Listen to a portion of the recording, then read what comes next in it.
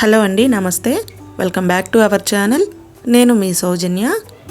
ఈరోజు వీడియోలో ఫూల్ మకానాతో లడ్డూలు ఎలా చేసుకోవాలో చూపించబోతున్నాను. సంవత్సరం దాటిన పిల్లల దగ్గర నుంచి పెద్ద వయస్కుల వరకు ఎవరైనా తినొచ్చండి.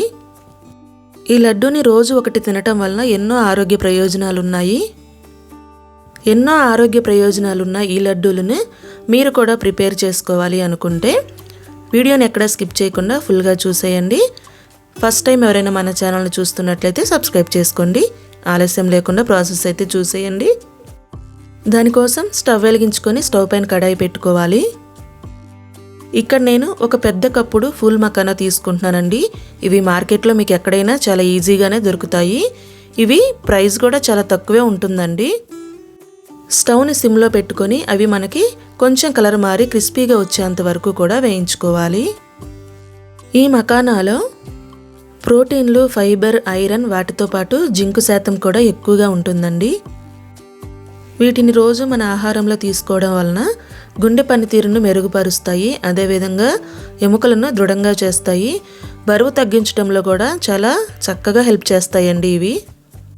చూడండి, మకానా అనేది మనకి చక్కగా వేగిపోయాయండి. వీటిని మనం సిమ్లోనే ఉంచుకొని వేయించుకోవాలి. ఇప్పుడు స్టవ్ను ఆఫ్ చేసుకొని ఒక గిన్నెలోకి తీసుకుందాము.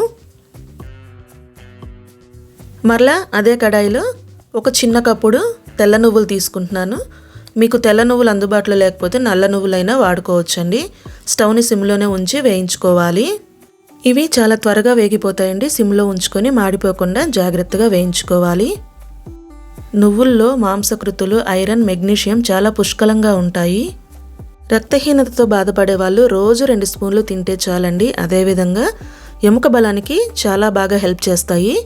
షుగర్ని కూడా కంట్రోల్ చేస్తాయి. ఈ నువ్వులు కూడా చక్కగా వేగిపోయాయండి. ఇప్పుడు వీటిని కూడా మకానా తీసుకున్న గిన్నెలోకి తీసుకుందాము. ఇప్పుడు మరలా అదే కడాయిలో ఒక అరకప్పు పుచ్చగింజలు వేసుకోవాలి. వీటిని కూడా స్టవ్ని సిమ్లో ఉంచుకొని కొంచెం కలర్ మారేంత వరకు వేయించుకోవాలి. ఈ పుచ్చగింజల్లో క్యాలరీస్ చాలా తక్కువగా ఉంటాయండి. అంతేకాకుండా మన శరీరానికి అవసరమైన పొటాషియం, ఐరన్, మ్యాంగనీస్ ఇలా ఎన్నో పోషకాలు ఈ గింజల్లో ఉన్నాయండి. ఇవి కూడా వేగిపోయాయి. ఇప్పుడు స్టవ్ ఆఫ్ చేసుకుని వీటిని కూడా గిన్నెలోకి తీసుకుందాము.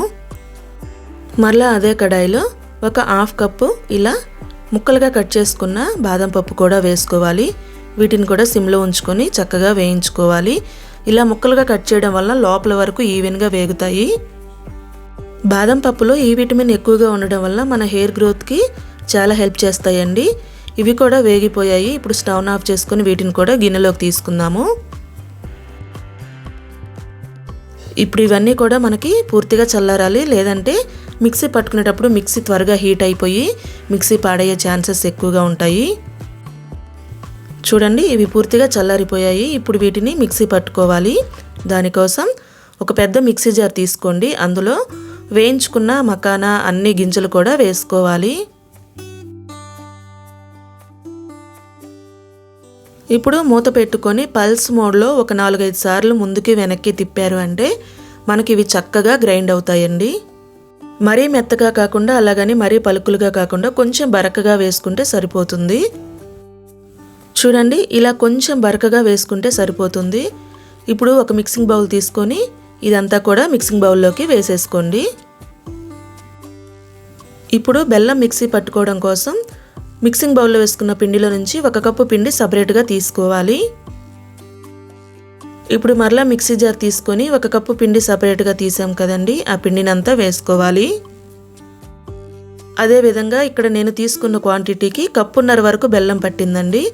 మీరు కొంచెం స్వీట్ తక్కువ తినే పని అయితే 1.5 వేసుకుంటే సరిపోతుంది. అందులోనే మంచి ఫ్లేవర్ కోసం 5-6 యాలకులు వేసుకొని ఇలా స్పూన్తో ఒకసారి పిండిని బెల్లం మొత్తం మిక్స్ అయ్యేలాగా ఒకసారి కలుపుకోవాలి.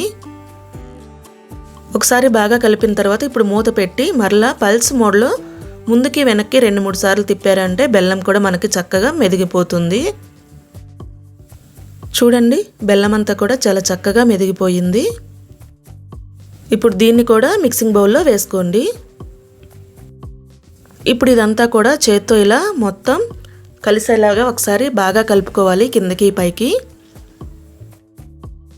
ఇలా బాగా కలుపుకున్న తర్వాత కొంచెం కొంచెం పిండిని తీసుకుంటూ ఇలా కొంచెం గట్టిగా ప్రెస్ చేసుకుంటూ ఒత్తుకున్నారంటే పర్ఫెక్ట్గా మనకి లడ్డూలు అనేవి ప్రిపేర్ అయిపోతాయి. ఒకవేళ మీకు లడ్డు చుట్టుకోవడం రాకపోతే ఒక 4-5 స్పూన్ల వరకు నెయ్యి కూడా వేసుకొని ఒకసారి బాగా కలుపుకొని ఇలా కొంచెం గట్టిగా ప్రెస్ చేసుకున్నారు అంటే మనకి లడ్డు అనేది చక్కగా వచ్చేస్తుందండి. ఇక్కడ నాకు నెయ్యి నచ్చదు, అందుకని నేను వేసుకోలేదు. చూడండి, అలాగే మిగిలిన పిండితో అన్నీ కూడా లడ్లు ఇలా చుట్టుకోవాలి. అంతేనండి, ఈ లడ్డూలు చాలా సింపుల్గా ప్రిపేర్ చేసుకోవచ్చు. టేస్ట్ కూడా చాలా బాగుంటుందండి. మరి మీరు కూడా ఎన్నో ఆరోగ్య ప్రయోజనాలు ఉన్న ఈ లడ్డూని మీరు కూడా ట్రై చేయండి. రోజు పిల్లలకి ఒకటి కంపల్సరీగా పెట్టండి. తప్పకుండా ఈ రెసిపీని ట్రై చేసి మీకు ఎలా వచ్చిందనేది కామెంట్ చేసి చెప్పడం మర్చిపోవద్దు. మీ ఫ్రెండ్స్కి, రిలేటివ్స్కి షేర్ చేయండి. ఇలాంటి మంచి మంచి రెసిపీస్ కోసం ఛానల్ని సబ్స్క్రైబ్ చేసుకోవడం మాత్రం మర్చిపోవద్దు. Thank you for watching.